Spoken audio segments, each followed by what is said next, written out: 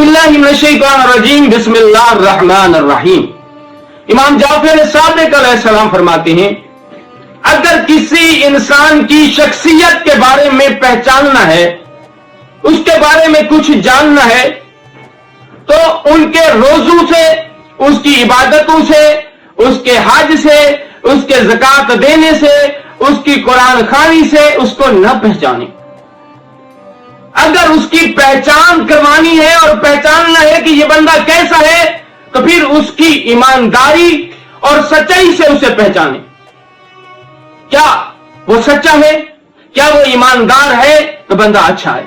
अगर आपने उसकी पहचान कर ली इबादतों से, नमाजों से, रोजों से, तो आप धोखा खाएंगे।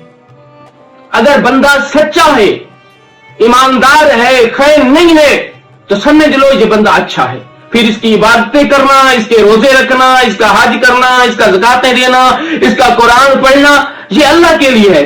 अगर ये हज करता है, ज़कात देता है, रोजे रखता है, नमाजें पढ़ता है, कुरान पढ़ता है और ईमानदार नहीं है, सच्चा नहीं है, तो ये किसी गैर के लिए इबादत करता है, खुदा के लिए इबादत नहीं कर रहा।